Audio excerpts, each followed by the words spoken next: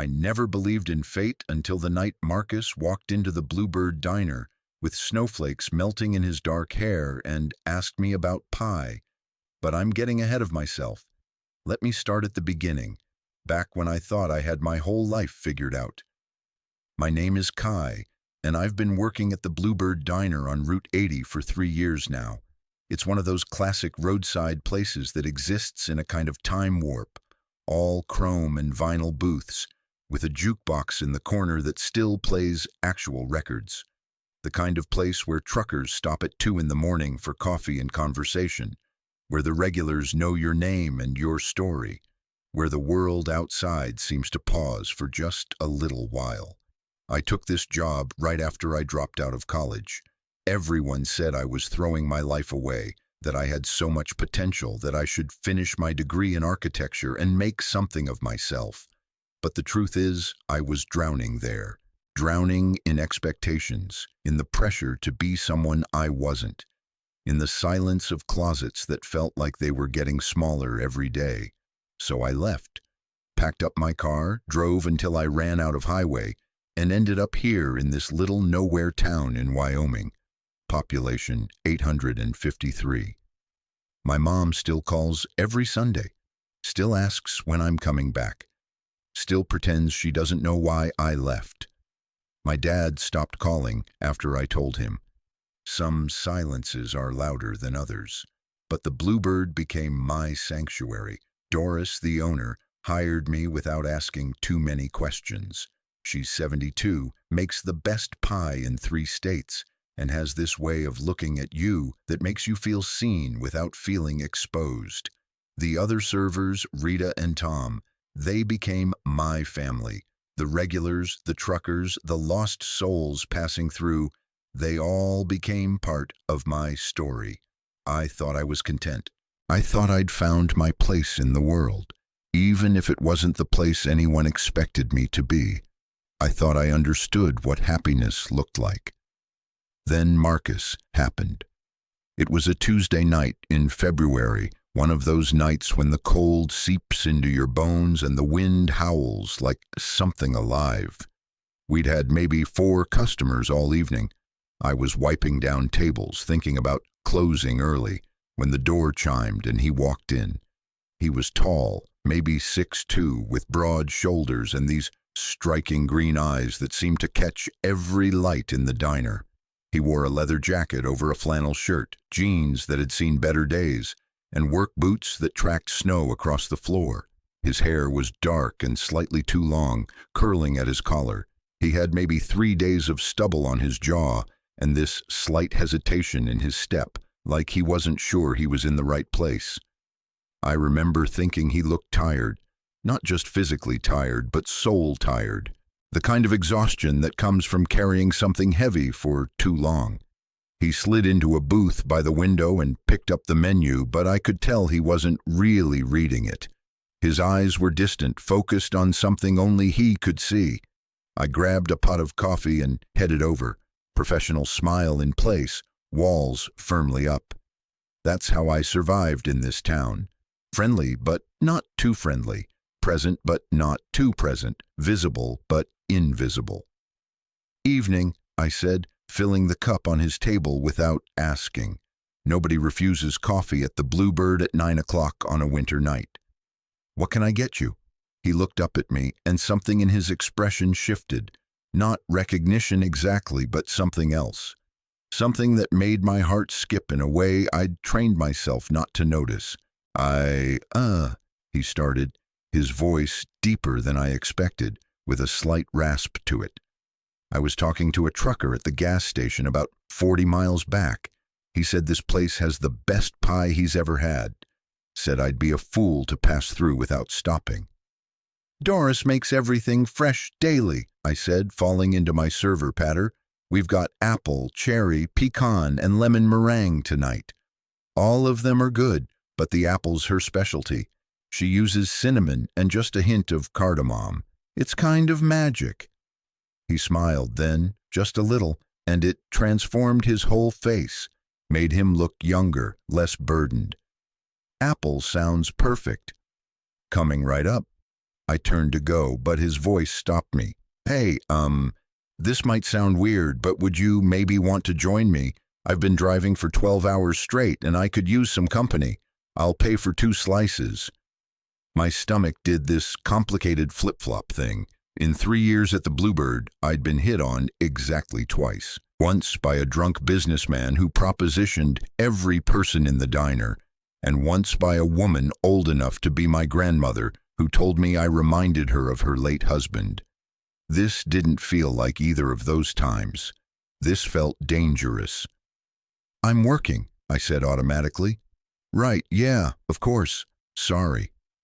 He looked embarrassed, running a hand through his hair.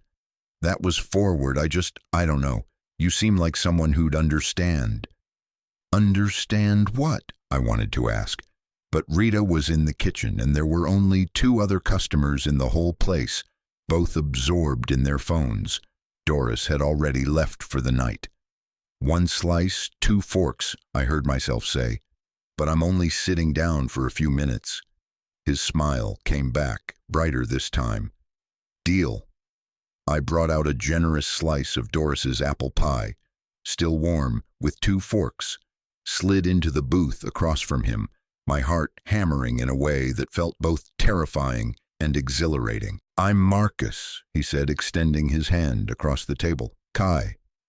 His hand was warm and calloused, his grip firm but gentle.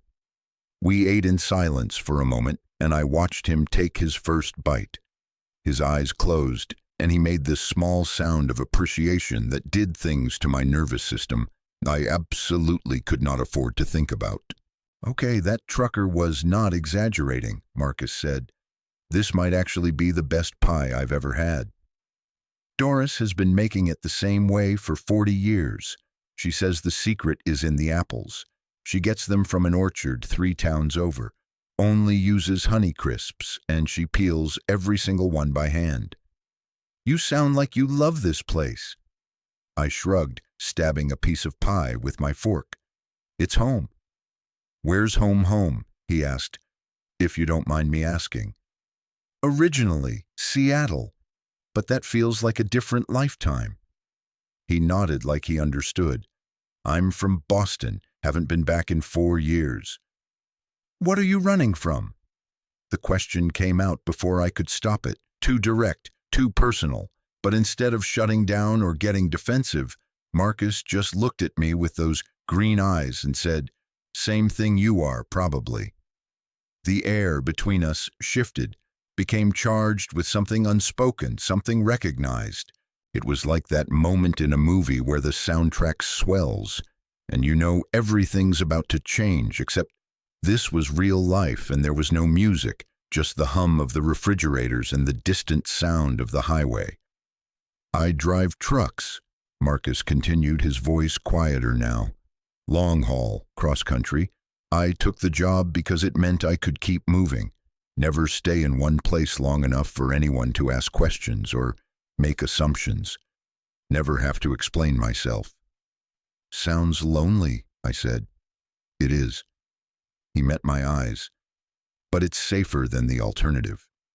I understood. God, I understood so completely, it hurt. My dad told me I was confused, I found myself saying, words I'd never spoken out loud to anyone. Said it was a phase, said I just needed to meet the right girl. When I told him it wasn't a phase, that I'd known since I was 14, he said I wasn't welcome in his house anymore, said I was choosing sin over family. Marcus reached across the table and put his hand over mine. Just rested it there, warm and solid and real. I'm sorry. My mom, she tries. She calls, she says she loves me, but she won't talk about it, won't acknowledge who I actually am. She talks about the weather and her book club and asks about work, but she never asks if I'm happy, never asks if I've met anyone. It's like that part of me just doesn't exist in her world. My parents are the same, Marcus said. They didn't kick me out, but they made it clear that certain topics are off limits. My mom still introduces me as her bachelor son, like I'm just picky, like I haven't found the right woman yet. She knows the truth. We all know the truth, but we pretend. The exhaustion of pretending, I said. Yeah. His thumb traced small circles on the back of my hand, and I knew I should pull away, knew this was too much too fast, but I couldn't make myself move. We sat there for a long moment, the pie forgotten between us, just holding hands across a diner table like it was the most natural thing in the world. How long are you in town? I finally asked. I'm supposed to deliver a load in Salt Lake City tomorrow afternoon. I was planning to drive through the night, grab a few hours sleep at a rest stop, and keep going. There's a motel about 2 miles down the road, I heard myself say. It's nothing fancy, but it's clean. You could get some actual rest. Marcus looked at me for a long moment. Would you want to get coffee? Tomorrow morning, I mean, before I leave, if you're not working. I don't work Wednesdays. Is that a yes? I should have said no, should have protected myself, protected my careful, constructed peace. But something in his eyes, something in the way his hand felt on mine, made me reckless. There's a place on Main Street that opens at 6, Molly's coffee shop. I could meet you there. His smile was like sunrise. I'll be there. I pulled my hand back, suddenly aware that Rita might come out of the kitchen any second, that the other customers might be watching, that I was crossing lines I'd sworn I'd never cross. I should get back to work, I said. Right, of course. He pulled out his wallet, left a 20 on the table for a $5 slice of pie. Thank you, Kai, for the pie, for the company, for understanding. Drive safe, I said, sliding out of the booth. See you tomorrow. I watched him walk out into the cold, watched him climb into a semi-truck parked at the far end of the lot, watched until his taillights disappeared down the highway. Rita came out of the kitchen. Who was that? Just a trucker passing through. She gave me a look that said she didn't quite believe me, but she didn't push. That's the thing about the Bluebird. People respect your privacy, respect your secrets. I didn't sleep that night. Lay in my tiny apartment above the hardware store, staring at the ceiling, replaying every moment of that conversation, the way Marcus looked at me, the way his hand felt on mine, the recognition in his eyes, like he saw all the parts of me I kept hidden and wasn't afraid. At 5:30 in the morning, I got up and took a shower. Spent way too long picking out what to wear, which was ridiculous, because I only owned about 6 shirts and 3 pairs of jeans. Settled on my navy blue Henley and my good jeans, the ones without paint stains. Molly's coffee shop was a 10-minute walk from my apartment. I got there at 5:55, ordered a black coffee and sat by the window. Waited. Watched the street. 6 o'clock came and went. Then 6:15. 6:30. He wasn't coming. Of course he wasn't coming. What was I thinking? That some gorgeous trucker would roll into my life and suddenly everything would be different?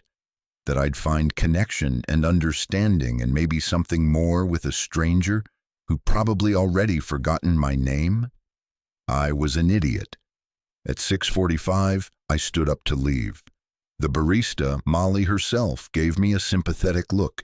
She'd seen me sitting there checking my phone, looking at the door. She knew I'd been stood up. I pushed open the door, stepped out into the cold morning air, and nearly collided with Marcus. He was breathing hard like he'd been running. His hair was wet like he'd just showered. He wore a clean shirt and jeans and had this panicked look on his face. I'm so sorry, he said immediately. I overslept.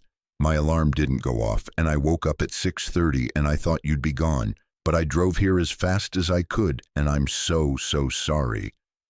The relief that flooded through me was almost embarrassing in its intensity. You came. Of course I came.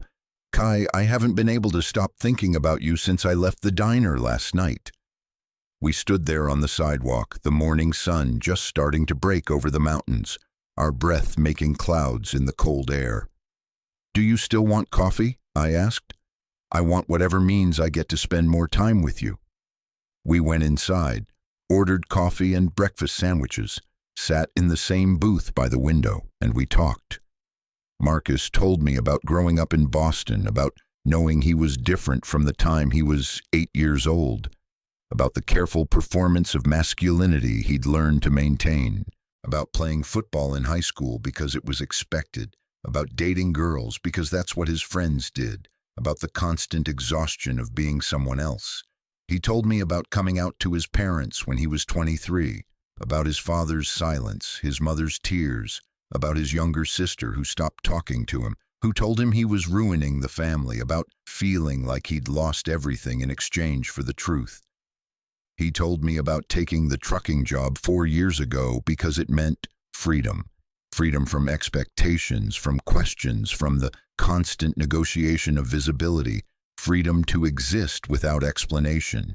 I told him about architecture school, about loving the design work but hating the competitive culture, about the casual homophobia, the locker room talk, the assumption that everyone was straight until proven otherwise, about the guy I'd dated secretly for 6 months, about the terror of being found out.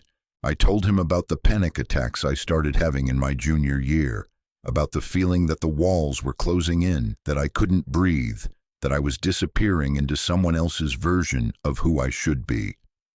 I told him about the night I left, about packing everything I owned into my car at 2 a.m. and just driving, about ending up here in this small town in Wyoming because I ran out of gas and courage at the same time. I told him about building a life here, small, quiet, safe, about the diner, about Doris and Rita and Tom, about the regulars who knew my name, about finding a kind of peace in invisibility. But you're not invisible, Marcus said, not to me. The coffee shop was filling up with the morning crowd, ranchers and construction workers and teachers grabbing their caffeine before starting their day. We'd been talking for 2 hours. The sun was fully up now, bright and clear. I need to make my delivery, Marcus said, and I heard the regret in his voice. I'm already going to be pushing it to make it to Salt Lake by this afternoon. Right, of course. But I come back through here in 3 weeks. Same route. Would it be okay if I stopped by the diner again? 3 weeks felt like forever and no time at all. Yes, please. We walked out to his truck together, the parking lot of Molly's coffee shop, 7:30 on a Wednesday morning, the mountains huge and beautiful in the distance. Thank you, Marcus said, for last night, for this morning, for seeing me. Thank you for stopping for pie. He laughed, and the sound wrapped around my heart. Then he did something I didn't expect.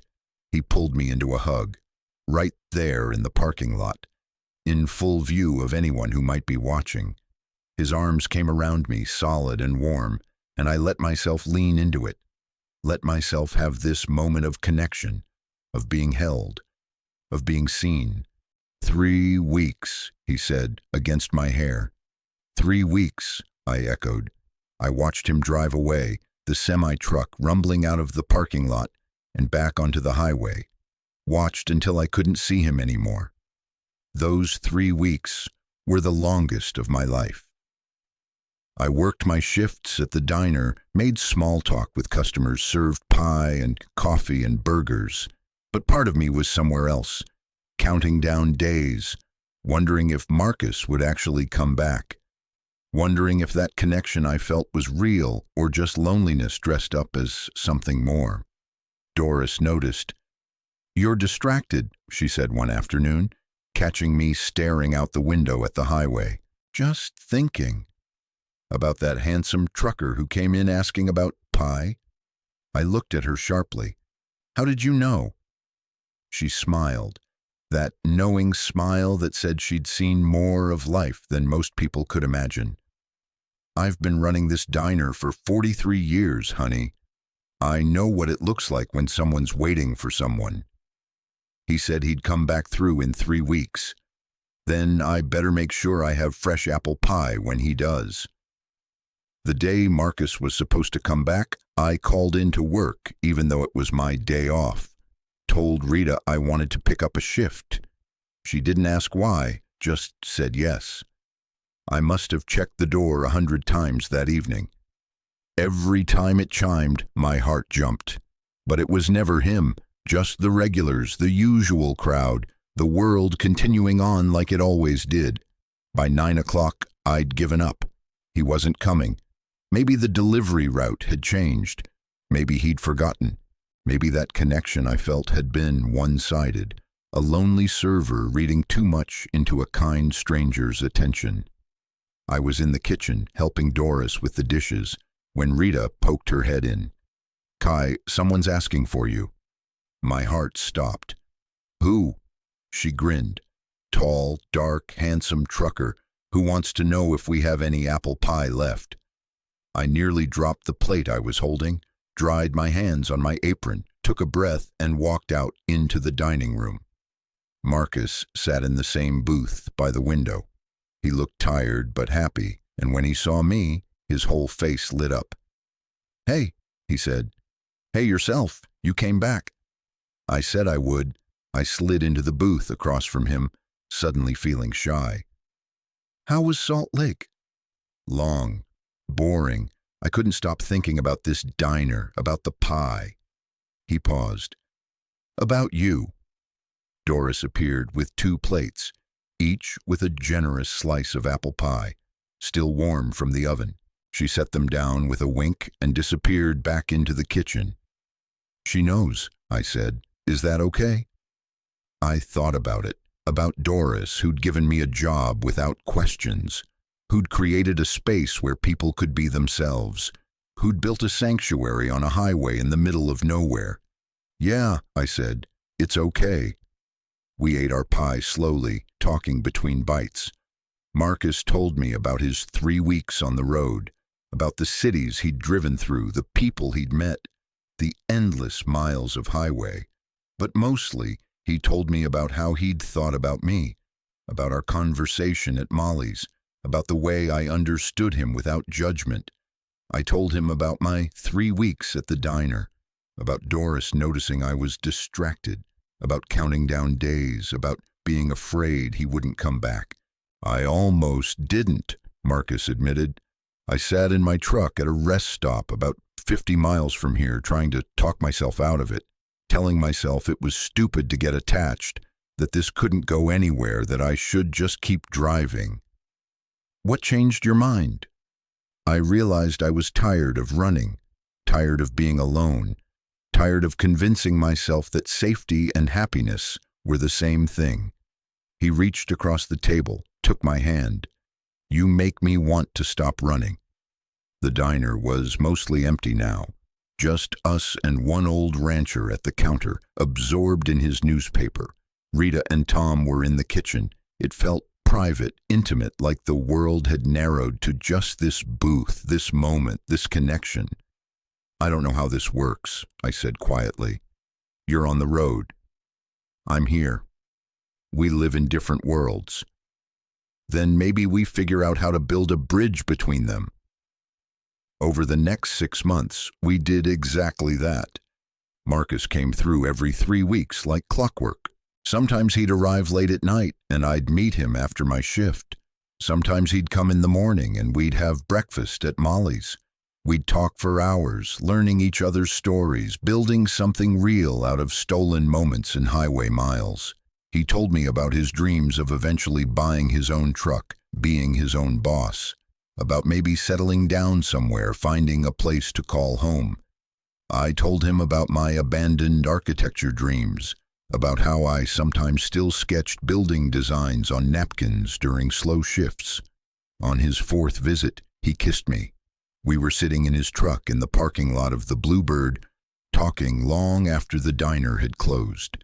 The conversation had lulled into comfortable silence, and then he'd leaned over and pressed his lips to mine.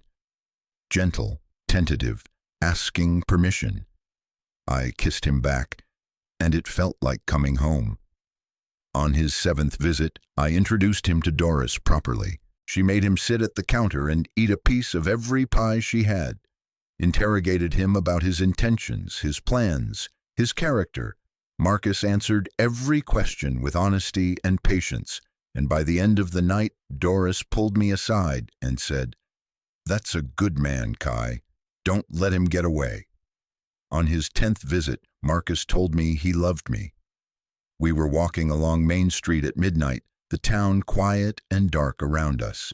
He stopped under a streetlight, took both my hands, and said it. Simple and direct. "I love you, Kai." I'd been afraid of those words my whole life, afraid of what they meant, what they demanded, what they cost. But standing there with Marcus, I realized love didn't have to be terrifying. It could be this, honest and steady and real. "I love you too," I said. The kiss that followed was different from all the others, deeper, more certain, a promise. By month 9, we were making plans. Marcus had found a trucking company based out of Cheyenne, about 3 hours away. He could take shorter routes, regional deliveries that would let him come home more often. Home. We'd started using that word, started imagining what it might look like. I'd started sketching again, not just idle doodles, but real designs. A house, small, efficient, beautiful, with big windows and an open kitchen and space for 2 people to build a life together. I showed Marcus the sketches on his next visit. We were sitting in his truck, parked at a scenic overlook just outside town. The sun was setting, painting the mountains gold and purple. "This is incredible," he said, studying the drawings. "You're really talented." "It's just a dream." "Dreams are important." He looked at me. "I've been saving money, a lot of money. 4 years of living out of a truck, eating at diners, not paying rent. I have enough for a down payment on land. Maybe enough to start building." My heart started racing. "Are you serious?" "I want to build a life with you, Kai. A real life. Not just stolen moments between highway miles. I want to wake up next to you. I want to have coffee together in the mornings. I want to come home to you at the end of the day." I want that too. So much. We started making real plans that night. Looking at land listings, talking about timelines, imagining our future. It felt terrifying and exhilarating and more real than anything I'd ever experienced. 3 months later, we closed on 5 acres just outside of town. Nothing fancy, just open land with a view of the mountains and space to build something from the ground up. Marcus took the job in Cheyenne. I kept working at the Bluebird, saving money, refining the house designs. Doris threw us a party at the diner, invited the regulars, the other servers, half the town. She made 6 different kinds of pie. Rita and Tom gave us a set of dishes. The old rancher who sat at the counter every morning gave us a bottle of whiskey and a handshake. It wasn't a wedding, but it felt like one, a celebration of love, of courage, of choosing to build something beautiful in a world that often felt hostile to that choice. We broke ground on the house in the spring. Marcus took time off to help with the foundation. I worked my shifts at the diner and spent every other moment at the building site. We did a lot of the work ourselves, learning as we went, making mistakes and fixing them, slowly turning my sketches into reality. The house started to take shape. Walls went up. A roof. Windows that framed the mountain views perfectly. It wasn't big, maybe 1,200 square feet, but every inch of it was intentional, every choice we made together. My mom called one Sunday while I was painting the bedroom. I almost didn't answer, but something made me pick up. "Hi, Mom." "Kai, how are you?" We did our usual dance. She asked about work. I gave vague answers. She talked about her book club. I made appropriate noises. Then I took a breath and said, "Mom, I'm building a house."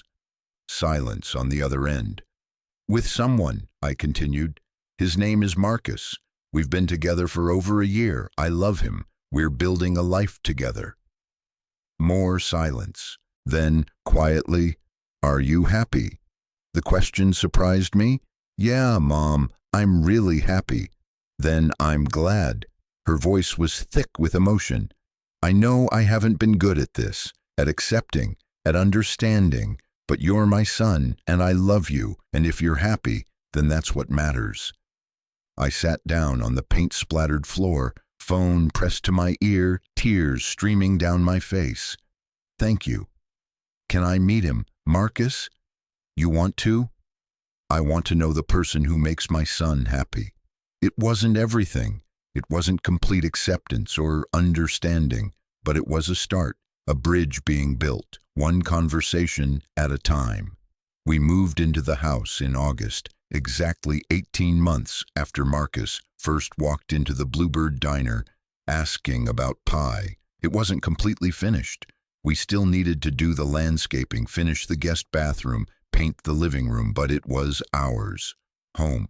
That first night, we ordered pizza and sat on the floor of our empty living room, eating straight from the box and looking out at the mountains through our big windows. Remember when I asked you to share that piece of pie?